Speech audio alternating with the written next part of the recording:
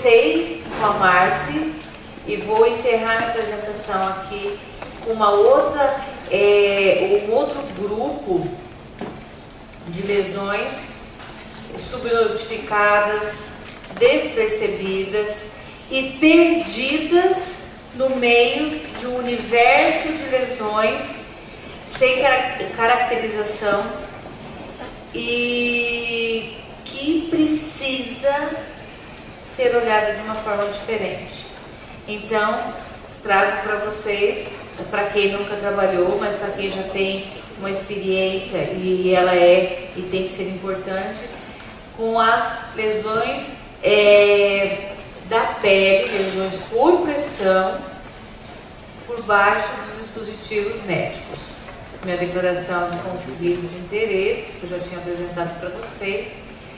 E aí, eu gosto de fotos desse tipo, que remete a gente a pensar um monte de coisa. Aonde eu estava que eu nunca vi, porque eu nunca percebi isso, só porque só agora as pessoas estão falando sobre isso. É porque a gente está mais avaliando talvez melhor os pacientes, a gente esteja olhando para as necessidades que eles vêm apresentando. E também porque em determinadas situações a gente olha para a situação e fala, o que fazer? Então, diante de um cenário que é totalmente diferente daquilo que a gente vinha vivendo, e até por uma questão que eu acho que é bastante importante também, pelo interesse do maior número de profissionais, pela questão das feridas, e agora esse olhar para não ter feridas, é que a gente está conseguindo avançar a curtos passos, como eu já falei para vocês, na questão da prevenção. Então eu falei isso pela manhã e volto a reforçar. A gente estar num extremo da vida saudável, com uma pele boa, é ótimo. Atravessar esse período bem também é bom. Mas o grande problema é que a gente tem este universo pra gente. Ou seja, eu tenho um recém-nascido que vai sobreviver, ele vai ter uma qualidade de vida boa, mas requer cuidados. Eu tenho um idoso, nós avançamos na longevidade, mas nem todos conseguiram tê-la com saúde. Então, com isso, nós temos muitos idosos, não só em instituições de saúde hospitalares, mas nas casas de repouso, e muitos deles nos domicílios, sendo cuidados por profissionais e por cuidadores por nós capacitados, que fazem o cuidado desses idosos nos domicílios e com todos os dispositivos com os quais ele vai para a sua casa. E a violência urbana hoje, ela tem ceivado pessoas, né? Ela tem condições, ela tem encontrado pessoas com uma condição clínica muito ruim e ficando em estado grave por um longo tempo, e que esses dispositivos vão ser usados por um longo tempo nesses pacientes. Então também a gente tem essa questão para ser considerada quanto às lesões por pressão relacionadas a adesivos médicos.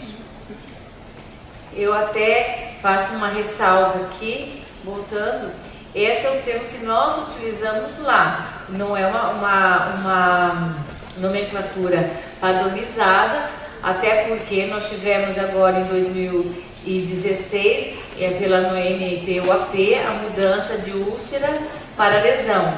Então nós adotamos o LP e não LPP, porque a gente não sempre via a palavra por, a preposição. Então a abreviatura correta é LP, né? E acredito que deva ser a mesma coisa para o espanhol. Então a gente tem utilizado isso, mas é uma sigla não padronizada. Então, como eu falei, elas são um pouco mencionadas, estão relacionados a vários dispositivos que são necessários para manutenção da vida, né? Muitas vezes localizados em áreas do corpo com pouco ou nenhum tecido adiposo, que ajuda na acomodação desse dispositivo. os dispositivos precisam ser bem ajustados ao local onde eles estão para terem o efeito terapêutico necessário. Aí nós temos aqui casadinho duas lesões, né? A lesão por adesivo e a lesão pelo dispositivo, entendeu? Então nós temos que pensar bem nesse cuidado que vamos prestar. Além disso, esse tipo de lesão resulta do uso de dispositivos e criados para diagnósticos e terapêuticos. Até tem uma frase bem conhecida nessa área que as pessoas falam: mas o que você queria? Eu te salvei a vida. Então, mas eu acho que a gente pode salvar a vida sem afetar a integridade de pele desses pacientes. Ela geralmente apresenta... Opa! Oi, meu Deus! Nossa, foi aonde? Tá. Desculpe. Geralmente apresenta o padrão ou a forma do dispositivo, ou seja, você encontra o desenho bem certinho dele feito na superfície corpórea do paciente, né? Essa lesão deve ser categorizada usando o sistema de classificação das lesões por pressão. Então, a gente trabalha com a prevenção. Uma vez que ela se instale, a gente usa o sistema de classificação utilizado pelo NPOAP. Muito bem, não tem relação com proeminência óssea, então não vai dizer, porque aquela definição clássica de lesão por pressão está relacionada à pressão de partes moles entre superfícies, entre duas superfícies duras, entre as proeminências ósseas, então não tem relação com essa definição. Pode desenvolver-se rapidamente, pois muitos locais associados a essas lesões não têm tecido subcutâneo, então sendo mais vulneráveis. E a gente vai ver uma característica que vai mudar isso depois. E o que também é importante, ela envolve tanto a pele quanto a mucosa, ok? Quando elas ocorrem? Quando eu não tenho um protocolo institucional que trabalhe prevenção, que esteja voltado para a prevenção das lesões por pressão, nas quais, nesse protocolo, as medidas de prevenção com relação a dispositivo devem estar bem descritas, né? Então, não tenho protocolo, muitas vezes eu não tenho diretrizes que embasem essa prática clínica. Muitas vezes, como eu falei, nossas equipes são muito heterogêneas de conhecimento. Então, desculpe, vocês estão aqui, vocês têm a tarefa de ser multiplicadores desse conhecimento. Então, conhecimento guardado é conhecimento morto. Eu costumo usar uma frase que diz assim: conhecimento quando você divide seu conhecimento, você tem ele multiplicado, porque a partir do momento que eu divido com você, com certeza você vai dividir comigo o seu. Então, você ganhou e eu ganhei. Então, muitas pessoas têm aquela questão de eu tenho conhecimento, eu tenho poder. Realmente, o conhecimento empodera o enfermeiro. Ele tem capacidade para discutir e tomar suas condutas em cima de bases sólidas.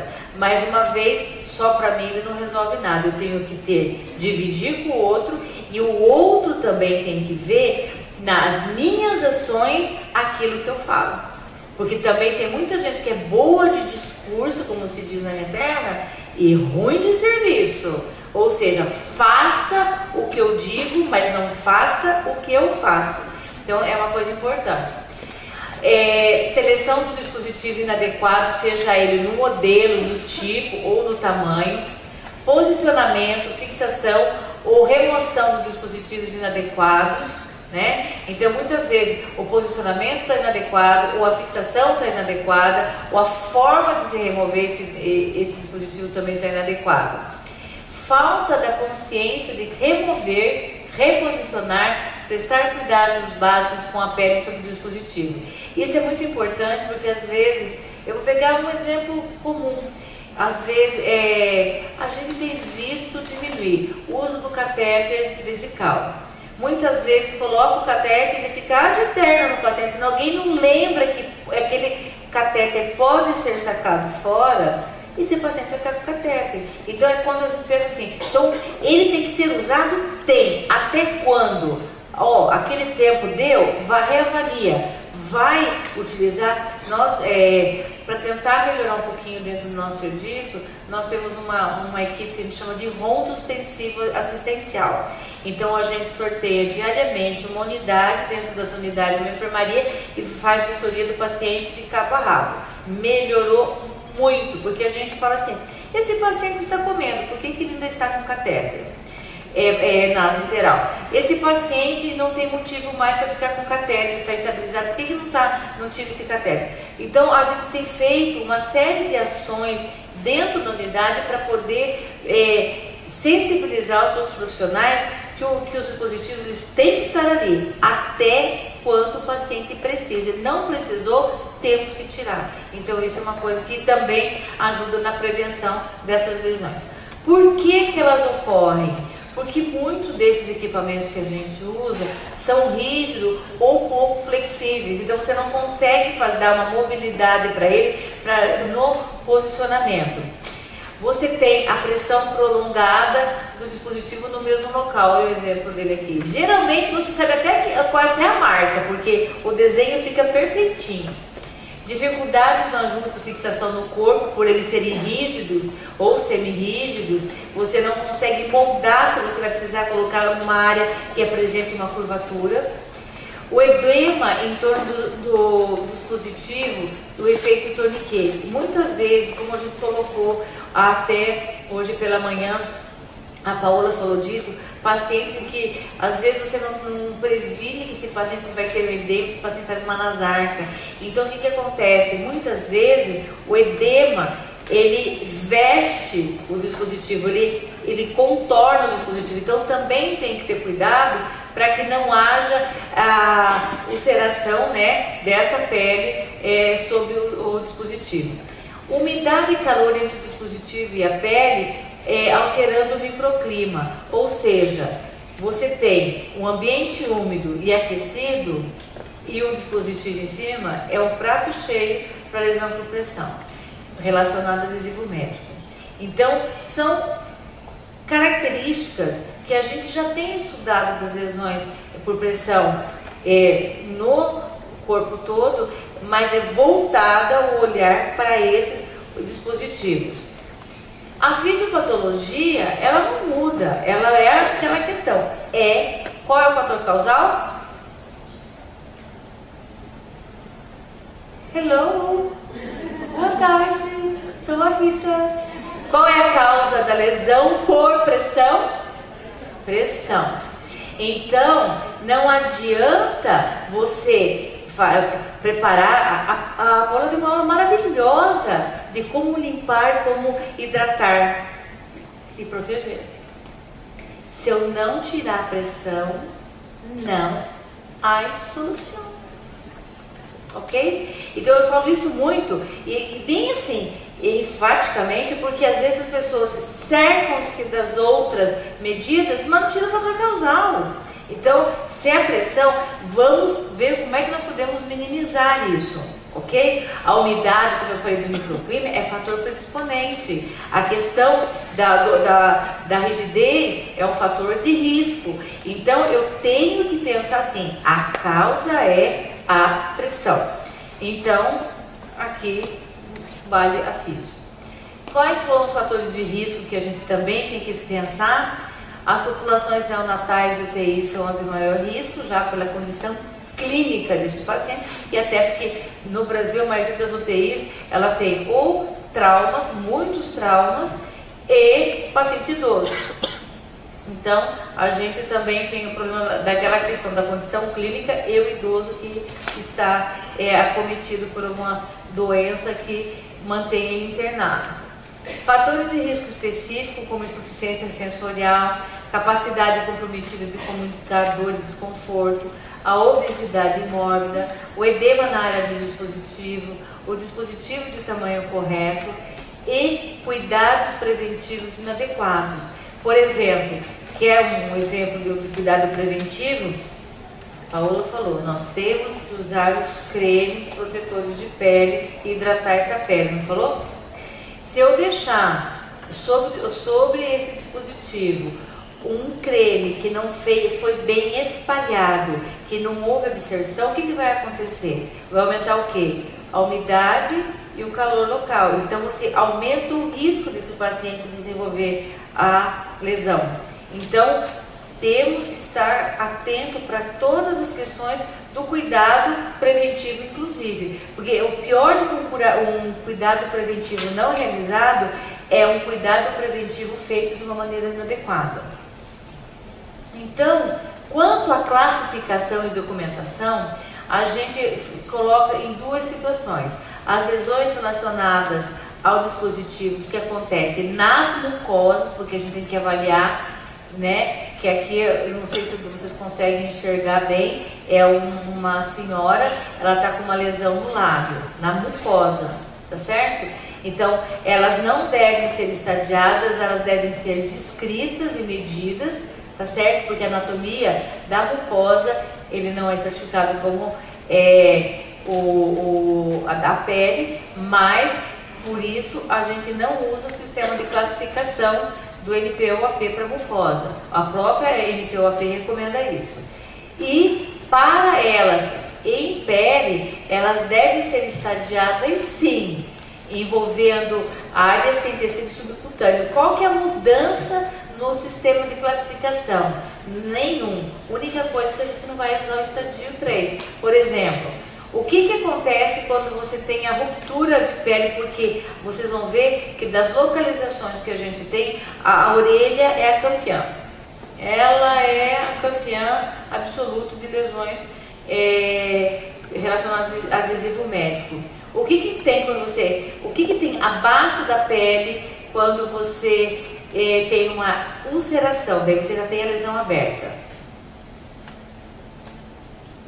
O que eu tenho abaixo dessa pele? Hã? Tem o quê? Tecido. Que tecido? Cartilagem. Muito bem. Então isso é importante. Então, lembrando, se a gente for pensar da categorização do NPOAP, estágio 1 é hiperemia, pele íntegra, simplificada, né? Estágio 2, ruptura da epiderme, no máximo derme. Terceiro, derme até a fáscia, né? E abaixo da fáscia, comprometendo inclusive estrutura óssea, estágio 4. Então, por conta de a gente não ter, na maioria das áreas onde a gente faz a colocação desses dispositivos, a gente, se não tiver musculatura, a gente não considera o estágio 3, tá certo? Então, lembrar sempre que a gente vai do 1, só epidemia, 2, rompeu a pele. Se rompeu a pele aqui, já está na cartilagem, e é a definição do próprio estágio 4 do NPOAP. A prevalência, a gente tem muito poucos dados. Hoje, como a gente tem estudado ela em separado, já existe muita coisa em relação a ela, mas o problema nosso, como em qualquer estudo epidemiológico de qualquer área nossa, é que os métodos são feitos de maneira diferente, os cálculos são feitos de maneiras diferentes, então a gente não consegue ter dados mais robustos com relação a isso. Mas aqui, trouxe só alguns para vocês verem. Então, com relação à incidência e prevalência, COI em 2014 viu uma incidência de 3,1 em UTI. Já Black em 2015 de 34,5% em hospital geral. Esse Apple Hydric, ele em 2012 viu em 29%, e ela aumenta 50% quando as crianças, os nossos pacientes. E então, são lesões realmente importantes, que aumentam o risco de infecção, e a gente tem uma taxa altíssima de mortalidade por conta das lesões por pressão. E o risco são menores da mortalidade, mas ela tem a questão da morbidade, ok? Quase sempre preveníveis, ou seja, eu só ajusto o equipamento, faço a medida de prevenção e a gente consegue prevenir, evitar que elas aconteçam. Aqui eu voltei para esse estudo de Black aqui, que eles acharam, olha, eu fiz a data errada, tá? Ainda bem que eu olhei, de 2015, ele é de 2010. Então, O que acontece? Eles fizeram um estudo no hospital, que foi como eu falei para vocês, eles avaliaram 2.079 pacientes e acharam uma incidência de 5,4. Mas o que mais chamou a atenção, que desses 113 pacientes, 34,5%, que é aquele número que eu apresentei anteriormente, são relacionados a dispositivos médicos. Mas o que eu achei mais interessante e que ele afirmou é que todos os pacientes que tinham dispositivo médico tinham uma probabilidade 2 vezes maior de desenvolver uma lesão por pressão de qualquer tipo, ou seja, de qualquer estágio, em qualquer região do corpo. Então a gente tem que parar para prestar atenção nisso. E esse estudo de Padula, em 2017, eu achei também muito interessante, porque a maioria dos nossos pacientes de UTI, eles estão sob ventilação mecânica, independente de ser cânula orotraqueal ou a traqueostomia, que 30 a 70% das lesões relacionadas a dispositivos médicos são resultantes de equipamento respiratório. Esses dias atrás eu cheguei na UTI, fui ver um paciente, eu fiquei incomodado com aquela traque, eu falei, meu Deus, aquela traque está tão esquisita. Eu fui ver, o paciente estava com a cânula, porque já é um paciente que já estava há bastante tempo, ele fez a transição da cânula de traqueostomia de silicone para a metálica, e ele estava com a cânula enterrada na região supraclavicular. Então, além da lesão interna, a gente não tem noção do que a falta de posicionamento o correto faz com a traqueia desse paciente. Com certeza ele deve ter feito uma lesão nessa traqueia também, porque a cânula, porque ela estava mal posicionada, a torta, então ela estava realmente machucando esse paciente. Então a gente tem que pensar no cuidado também. Às vezes as pessoas só olham o externo e imaginam o interno também. Então, só para a gente ter uma ideia da lesão, o que nas lesões por pressão comuns ganham disparado é que elas são no meio para o fim. O que a gente tem? Muito nas orelhas, muito em face, lábio, nariz, né, joelho, coxa, por conta dos catéteres que a gente coloca o paciente deitado, seja lateralmente ou seja na posição dorsal, com a extensão do catéter sob a coxa, não sobre a coxa, inclusive com posicionamento inadequado. Então, são as áreas em que eu tenho as incidências mais comuns. Então, orelhas, as costelas, o braço, o calcâneo, o tendão, os dedos, a região occipital, glúteo, sacro, cóccix e isquio, nariz, boca e lábios, e coxa e joelho, ok? Aqui é uma localização que essas duas autoras fizeram. Elas fizeram uma relação, elas compararam, né, os pacientes com o dispositivo. Então, olha, a concentração maior era de face, né? Paciente sem dispositivo, olha o risco como cai, 10% só o risco. Múltiplos e dispositivos, 21,9%. Calcanhar, tornozelos e pés, 20%. Olha como os nossos campeões das lesões por pressão aqui colocadas caem quando estão relacionados ao dispositivo, porque a gente não posiciona dispositivos nessa região. E aí você vê a inversão dos valores quando relacionados às lesões por pressões comuns que a gente tem relacionada à proeminência óssea. Outra coisa que também Black coloca agora realmente no estudo dela de 2015 é que ela coloca qual é o dispositivo médico que são os mais alto risco e aonde elas desenvolvem as lesões. Então, os colares cervicais são os campeões, fazem lesões em pescoço, occipital, mandíbula, queixo e clavícula. E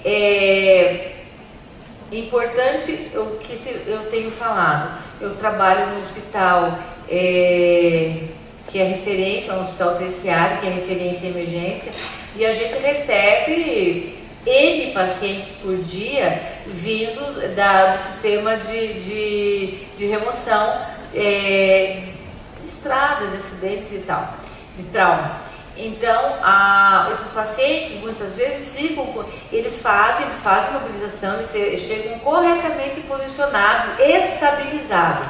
Entretanto, nós temos um papel que é muito importante por conta de que muitas vezes esse paciente ele já fez o raio-x, ele já fez a tomografia, ele já poderia ter sido liberado da tábua rígida e ele ainda se encontra. E está comprovado que com 2 horas de tábua rígida, sem movimentação, assim, principalmente se ele estiver fixado, não só eu posso estar posicionado, eu estou consciente, mas se eu fiz meus exames, estou posicionado, contido, em 2 horas eu já tenho de 1 para 2. Tá? A mesma coisa acontece, eles trazem com aqueles colares maiores, que pegam da mandíbula até a região, até o tórax.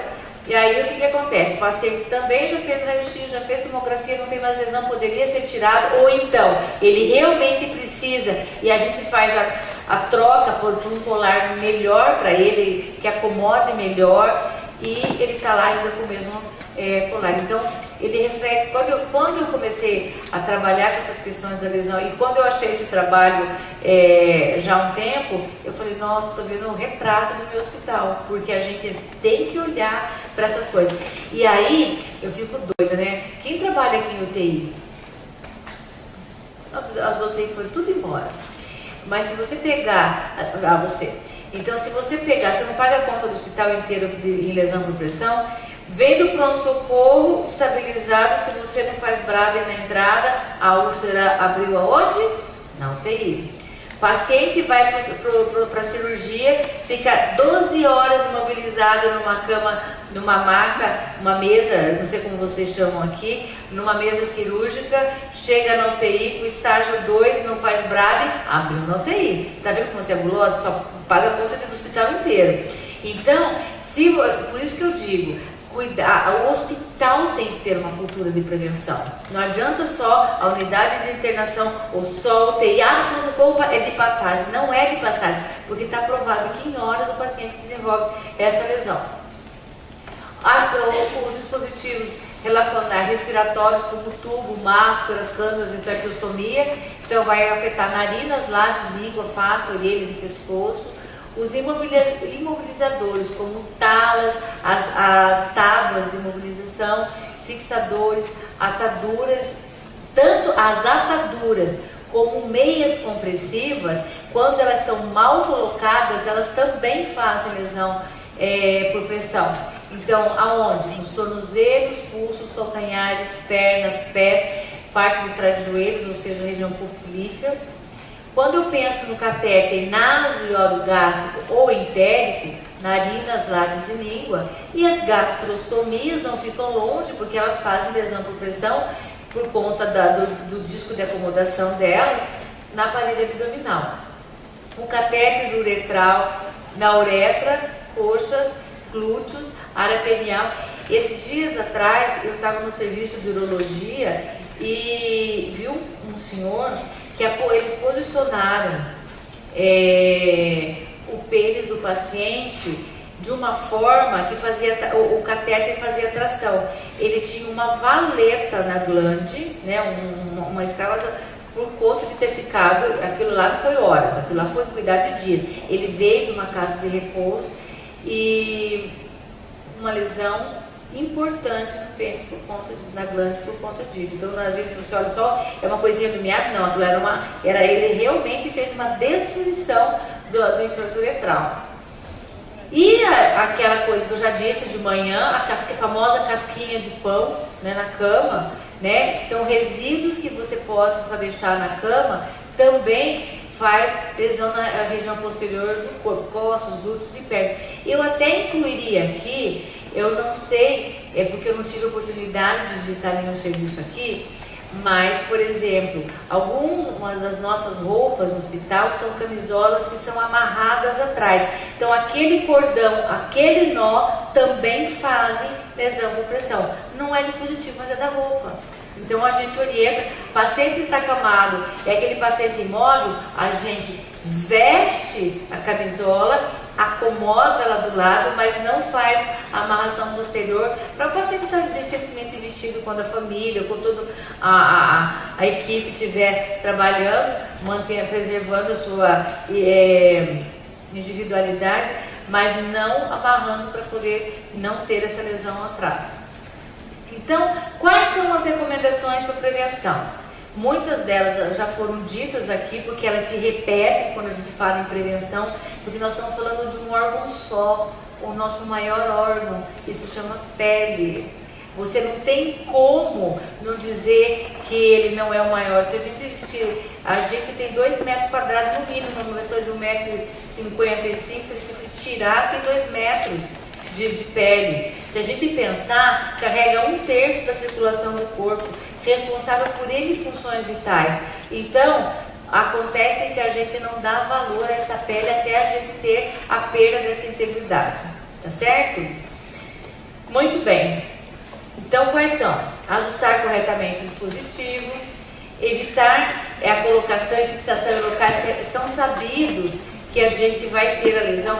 Ai, Rita, mas como é que você quer que coloque um catéter nasointeral e não faça fixação? Mas existem formas de fazer fixação. Então a gente vai colocar. Se eu puder fazer uma escolha, que muitas vezes a gente não consegue, eu vou escolher como e com que fixar.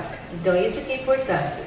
Fixar sem tensão para você realmente você na fixação não provocar a lesão.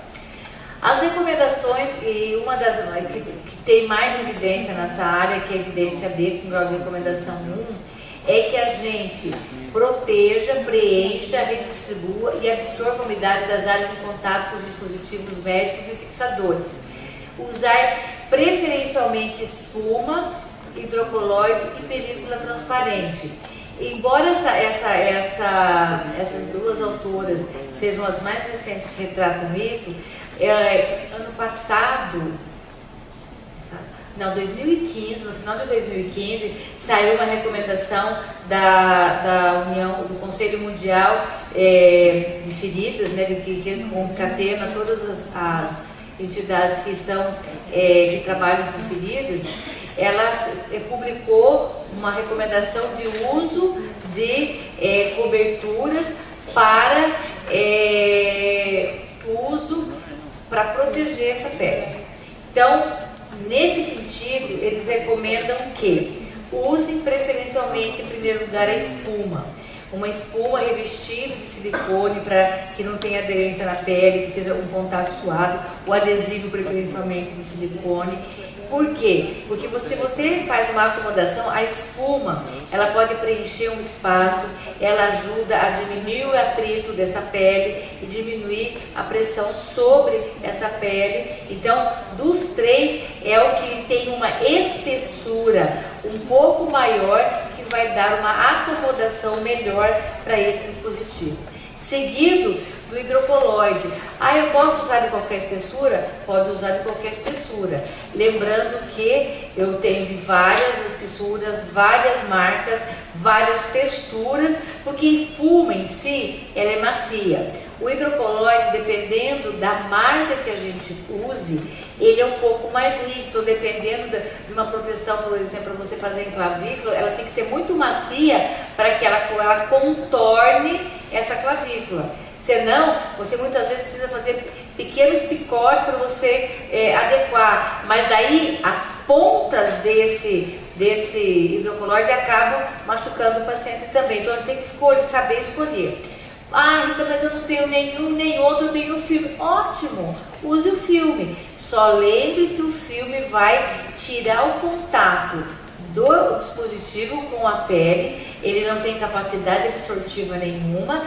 Ele não vai acolchoar, porque ele não tem espessura. Então, é só nesse sentido que nós temos que lembrar. Que a gente pode usar? Pode, mas que ela tem esta limitação, ok? Os estudos mostram uma redução significativa quando a gente faz uso desses produtos. E os curativos com propriedade de enchimento e absorção, como eu já disse, são os mais eficazes possíveis e transparentes. Então, além da recomendação que o conselho faz, as duas autoras aqui fazem também. Na verdade, é um conjunto de autores, né? Evite colocar curativos que aumentam a pressão entre o dispositivo e a pele. Não, eu vou fazer um chumaçozinho de gás, eu vou pôr uma gazezinha empilhada em cima da outra. Muitas vezes, você fixar porque você colocou gás, você aumenta a pressão. Então você acolchoou, mas a pressão continua. Então tem que ter cuidado com isso. Evite colocar o paciente imóvel sobre qualquer dispositivo ou tubo. Volto no exemplo do catéter vesical. Você colocou o paciente deitado, fez a mudança no decúbito lateral direito, esqueci de tirar o tubo que leva até o coletor de urina. Então é só para a gente lembrar disso. Ou então o paciente, você coloca o paciente lateralizado, ele está com uma cânula nasointeral e aí essa cânula fica na face do paciente, do decúbito que ele está colocado. Reposicionar dispositivos em intervalos regulares, a menos que contraindicado. Então, realmente, a gente vai fazer, por exemplo, a higienização da traco, então, se realmente aliviar, mobilizar, não pode mexer, é o paciente que está com uma restrição de movimentação porque foi uma intubação problemática, tem um trauma cervical, a gente vai ter o cuidado para realmente manipular ao mínimo esse equipamento, esse dispositivo, para que o paciente não corra risco de vida, mas não risco para lesão. Monitorar e inspecionar a pele sobre o dispositivo a cada turno ou pelo menos uma vez por dia. Essa é a recomendação que eles fazem. Nós fazemos no hospital diferente. A nossa recomendação é inspecionar a pele sobre o dispositivo todos os dias, no mínimo uma vez por dia. E caso haja piora no estado geral, ele deve ser reavaliado. Porque quando você tem uma piora no estado geral, a condição da pele muda também. Principalmente se você faz o quê? Uso de droga vasoativa, você sequestra o sangue. Então o processo de nutrição daquela pele começa a ficar comprometido. Então você tem que estar atento para essas mudanças. Porque, ele só está tomando diurético. E a água também vai aonde? Se eu não suo, eu evacuo. Se eu não evacuo, eu urino. Eu estou espoliando o paciente com urina, então não estou suando. Não é verdade? Então essas coisas você tem que olhar também. Monitorar as alterações da pele, principalmente o edema, e ajustar a posição. Então, paciente edemaciou, eu vou lá, solto aquela fixação e refaço. E aproveito e reinspeciono essa pele. Aí elas trazem também recomendações relacionadas especificamente a alguns dispositivos. Então, por exemplo, quando eu tenho a cânula endotraqueal, então, preferencialmente, a gente já tem comercialmente, aí as pessoas ainda vão falar assim para mim, nosso sistema é público, nosso é 95% público, gente. E a gente tem conseguido comprar alguma coisa, no mínimo para os pacientes que estão na UTI. Então a gente consegue ter estabilizadores melhores na UTI. Não tem na unidade, porque o nosso paciente na unidade, o período que ele fica com o tubo na unidade é pequeno, mas se for justificar, a gente consegue também para ele. Então a gente consegue proteger rosto, ou seja, a face, consegue proteger narina, consegue proteger o lábio. Posicionar a cânula dentro da boca sem alterar a profundidade. É importante a gente mobilizar a cânula porque o cuff mantém ela no lugar.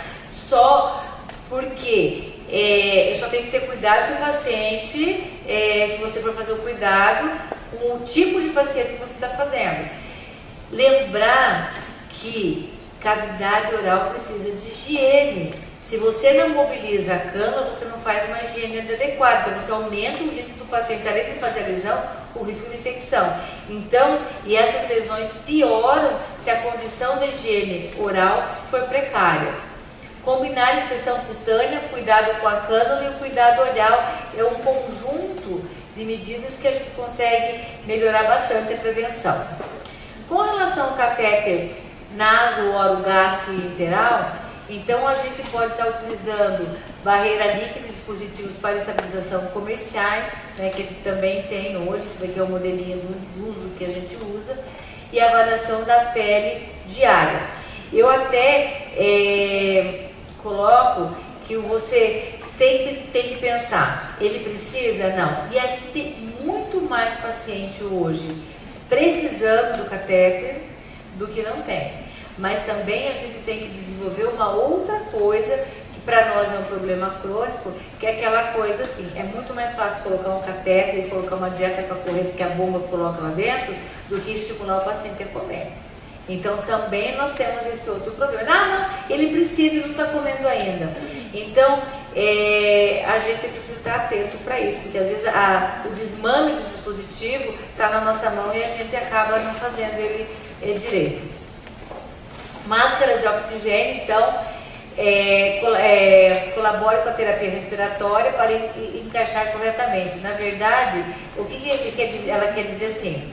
Não tire, ele precisa, então eu preciso ter ações que vão melhorar. Por exemplo, aqui é uma proteção com espuma de silicone na face de um recém-nascido. Então que você consegue fazer a proteção da onde vai fixar a máscara. A gente pode fazer aplicação, muitas vezes, dependendo da máscara que o paciente está utilizando, que você tem elástico, então você pode fazer proteção, por exemplo, com hidrocoloide ou com espuma na face, e você precisa daquele catéter, você consegue ter uma pressão mais suave e necessariamente o paciente não precisa estar enterrado na máscara, ele precisa da máscara posicionada. E uma coisa que esses autores colocam, que muitas vezes o grande problema da máscara de oxigênio é máscara com o tamanho inadequado para o paciente, então que vai causar a pressão. Então aplique curativos, né, como eu já disse, use uma menor tensão possível para assegurar a função adequada, ou seja, ele precisa do oxigênio, não precisa da máscara tarracada. Inspecione a pele sob a máscara a cada turno ou mais frequentemente, dependendo do suor, da temperatura, da umidade do ar. Então a gente precisa intensificar ou não essas medidas. Com relação aos colares cervicais, as talas, né? Então promover o ajuste correto, seja de tipo, de tamanho, principalmente os colares. As talas também, de preferência remover assim que possível, para que a gente deixe o membro livre. E se não, eu tenho que remover e avaliar a pele sobre ela a cada turno e usar curativo para proteção. E uma coisa que muitas pessoas não se atentam, que quem faz terapia compressiva, se a meia é comprida demais, se a meia ela não é feia, ela é tipo assim, papai morreu e estou usando a meia do papai, o papai tinha um tornozelo, tinha uma panturrilha, tinha uma altura, e eu não posso usar essa meia. Então muitos dos nossos pacientes, para aproveitar aquilo que foi deixado, aquilo que é dado muitas vezes, ele acaba usando uma meia de tamanho inadequado. Então selecionar o tamanho adequado e remover a cada turno para cuidar com a pele. Isso é importante porque todos os pacientes de terapia de compressão que não tem lesão, ele é um paciente que ele vai usar tanto a meia quanto ele vai usar a meia. A atadura é muito mais comum, a terapia compressiva elástica, multicamada, dos pacientes que têm uma lesão de pele. Então é que esse paciente calça essa meia pela manhã e as tire à noite, tome banho e vai dormir. Então é o período de repouso. E uma coisa que é importante também para a manutenção da integridade dessa pele é o uso depois do banho de creme hidratante, porque a pele mais hidratada, a meia desliza melhor e nem trauma do vestir você causa nesse paciente. Então, usar sempre e somente se necessário os nossos dispositivos. Fazer a inspeção da pele abaixo do dispositivo sempre. Documentar todas as medidas de prevenção adotadas. Ontem eu escutei uma enfermeira falando uma frase que a gente fala lá, mas eu escutei lá no Uruguai, então eu vou repetir na Argentina. Quem sabe a gente consiga fazer uma rede de repetição que melhora a nossa coisa. Cuidado que não é escrito, documentado, é cuidado que não foi feito. Então a gente tem que registrar aquilo que a gente faz. A gente tem, assim, a passos de tartaruga, conseguido modificar algumas ações de investimento em prevenção no Brasil. Elas são muito pequenas ainda, porque a gente tem documentado a melhora do paciente, provado que quando eu coloco determinado produto e monitoro o paciente entra e sai sem lesão, então isso não custa para o convênio, isso não custa para o serviço. Então é um trabalho de formiguinha, mas a gente vai ter que unir forças para conseguir melhorar esse cenário.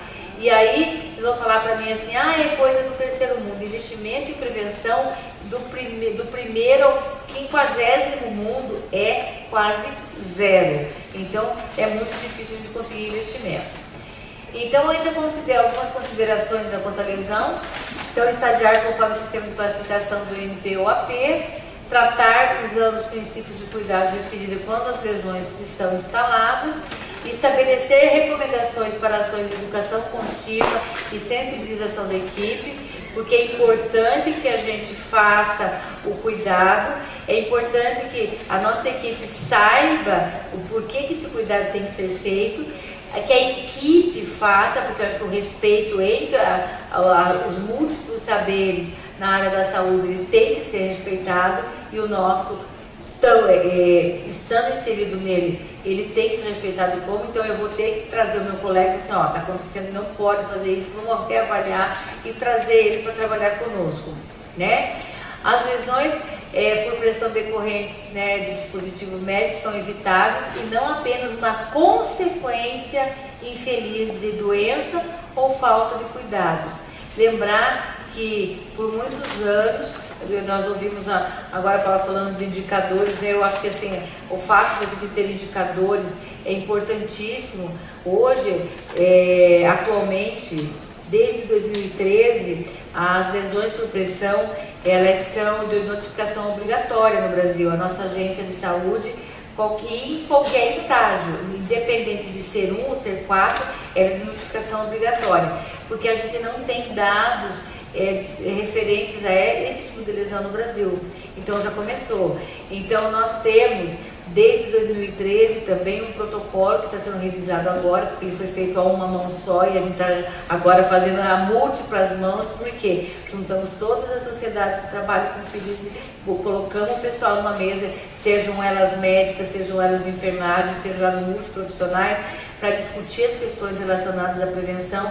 Mas a maioria dos serviços hoje, como é obrigatória a notificação, é obrigatório o uso dos protocolos por conta dessas metas internacionais de segurança do paciente, e uma delas, a 6ª, era prevenção de queda e diminuição da incidência das lesões por pressão. Então a gente tem visto algumas medidas mais robustas com relação a isso. Então, lembrar sempre que ela não é falta de cuidado da equipe de enfermagem, ela pode ser potencializada por tal, mas ela é multifatorial, então nós temos que trazer os outros para discutir essas questões. Ocorre a partir de qualquer dispositivo médico, pode tornar-se de espessura total rapidamente, em horas, tá certo? Pode ser evitadas com o uso de coberturas finas sobre o dispositivo. A pele sobre o dispositivo médico deve ser inspecionada constantemente e os dispositivos médicos defeituosos devem ser desenvolvidos ao fabricante. Nós fazemos parte de uma rede que a gente chama no Brasil de rede de hospitais sentinelas do Ministério. Nós fazemos a notificação de problemas que nós detectamos com equipamentos produzidos, então ninguém manda para a gente testar.